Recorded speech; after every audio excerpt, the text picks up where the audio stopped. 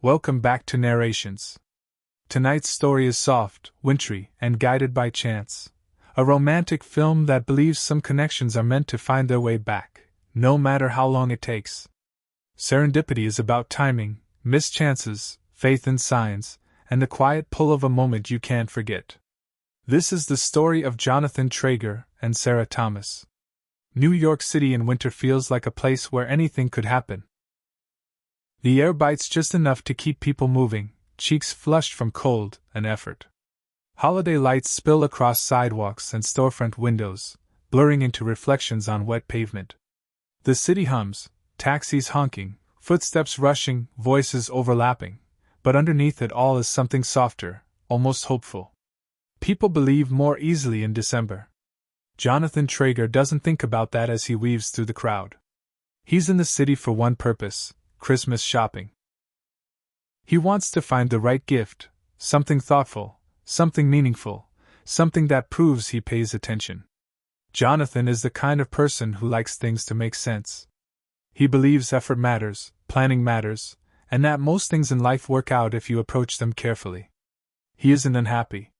He has a girlfriend. A future that feels stable. A life that moves forward in neat steps. He isn't looking for disruption. Across the department store, Sara Thomas is doing exactly the same thing, searching for something she can't quite define.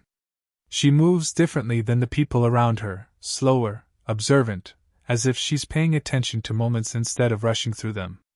They reach for the same pair of gloves. Their hands touch. It's nothing. And it's everything. They laugh, startled, apologizing in that instinctive way strangers do when a moment lingers longer than expected. The store buzzes around them, but the space between them feels oddly quiet. They talk. At first, it's small, jokes about crowded stores, last-minute shopping, how strange it is that everyone seems both rushed and sentimental at the same time. But conversation unfolds easily, slipping into something warmer without effort. Jonathan notices how present he feels. Sara notices how comfortable silence is with him. They leave the store together without discussing it, walking out into the cold night side by side. Snow threatens but doesn't fall yet, hanging heavy in the air. Their breath fogs as they talk, voices low, unguarded. They talk about music. About childhood. About the strange comfort of being surrounded by strangers during the holidays. Jonathan tells her about his life, careful and honest. Sara listens closely, then shares pieces of herself, her belief in timing, in signs, in letting things be rather than forcing them. She believes some things are meant to find you. Jonathan doesn't dismiss it, but he doesn't quite believe it either. He suggests coffee. Sara pauses. Not because she doesn't want to, but because she feels the weight of what's happening. She senses how easy it would be to turn this into something ordinary by continuing it the way people usually do. She doesn't want ordinary. They compromise in the most unlikely way. Ice skating. In Central Park, the rink glows softly under strings of lights. Laughter echoes across the ice. Music drifts faintly. Jonathan stumbles almost immediately, grabbing the railing, laughing at himself. Sara glides more easily, teasing him gently, reaching out a hand. They skate together, awkward and graceful in turns, laughing harder than they expect to. It feels unreal, cinematic, fleeting, the kind of memory people look back on years later and wonder if it really happened. Time stretches. The city fades. For a while, there is only movement, and cold air, and the quiet joy of being fully present with someone who feels familiar far too quickly. Eventually, reality returns. They sit together breathless, flushed from the cold and effort. Conversation slows, deepens. They admit what neither wanted to say earlier, that they're both seeing other people. That this night exists in a narrow space that can't easily expand without consequences. Jonathan doesn't want to accept that. Sara does, not because she feels less, but because she feels more. She believes moments like this shouldn't be chased. If something is real, she says, it doesn't need to be held tightly. So she suggests a test. Not dramatic. Not desperate. a quiet act of faith. She writes her name and number inside a book, Love in the Time of Cholera, and sells it to a used bookstore, letting it drift into the city like a message in a bottle. Jonathan watches, unsettled, intrigued, uncertain. He responds in kind, scribbling his contact information on a $5 bill and releasing it into circulation. If they're meant to meet again, they will. Jonathan hates this part. He doesn't like unfinished things. He doesn't like leaving possibility to chance. But something about Sara's certainty stills his arguments. He realizes, suddenly, that this night has already changed him, whether it leads anywhere or not. They walk together a little longer, either wanting to be the first to say goodbye.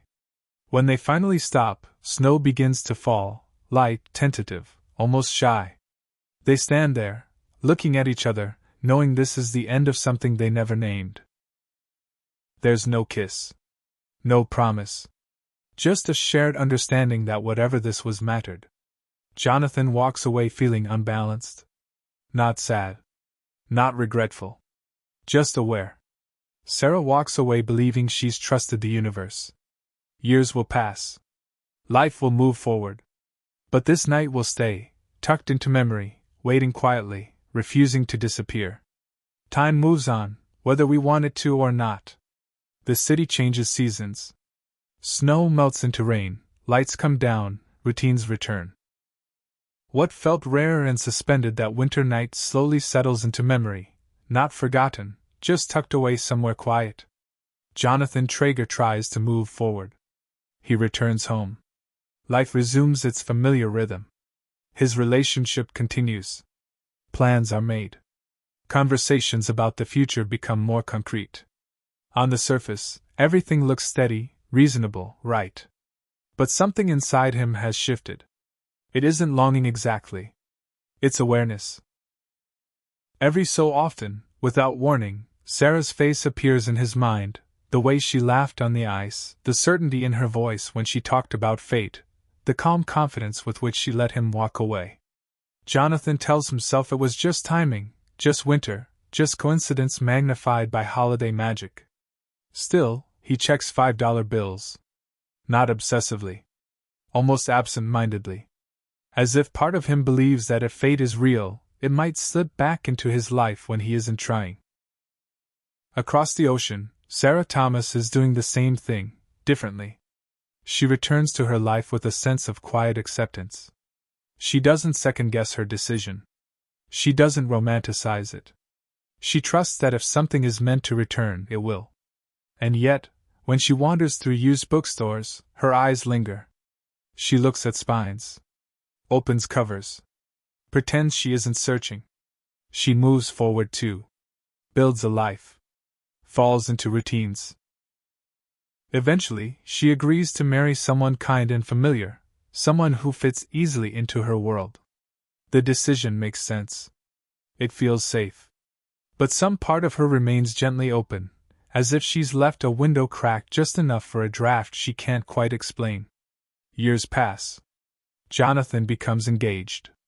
The ring is chosen carefully. The proposal is thoughtful.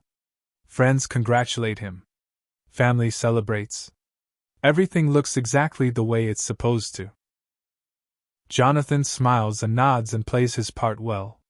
And yet, on the night before his wedding, restlessness settles in. It isn't panic. It's curiosity. He begins to think more often about that winter night, not as regret, but as something unfinished. He wonders whether the $5 bill ever returned. Whether the book ever found its reader. Whether belief alone can carry something across years and cities. Sara, meanwhile, grows uneasy as her own wedding approaches. She doesn't know why. She tries to dismiss it as nerves, as the weight of commitment. But doubt doesn't fade. It sharpens. She visits one last bookstore. Not searching, she tells herself, just wandering. Just browsing. And then she sees it. The book. Love in the Time of Cholera. She opens it slowly, hands trembling just enough to notice. Her handwriting stares back at her. Time collapses. The moment doesn't explode with joy or certainty. It settles quietly, deeply, like something clicking back into place. Sara understands then that belief didn't fail her, it simply took its time. She doesn't hesitate. She calls Jonathan. Jonathan answers the phone without knowing why his heart begins to race. When he hears her voice, everything goes still. They don't waste time explaining. They don't ask how or why. They only ask one thing: are you free? Plans unravel quickly. Engagements are reconsidered. Decisions are made, painful ones, honest ones. Not because of fantasy, but because something undeniable has resurfaced, asking to be acknowledged. Jonathan and Sara return to New York. They meet again where it all began. Older, changed, carrying years of lived experience between them. There's no awkwardness, no need to recreate the past. They simply walk together, letting conversation unfold naturally, filling in gaps time created. The connection is still there. Not louder. Deeper. They talk about the years apart. The almosts. The doubts. The choices they made. There's no blame, only understanding. Timing wasn't cruel. It was patient. When they finally stand together again, it doesn't feel like fate proving a point. It feels like arrival. Serendipity is about believing, not blindly, not desperately, but gently. It reminds us that some connections don't disappear when we let them go. They wait. They circle. They return when we're ready to recognize them. Sometimes love isn't about holding on. It's about trusting the moment. And trusting that what's meant for you will find its way back. Thank you for listening. If you enjoyed this narration, please like, share, and subscribe, and I'll see you in the next story.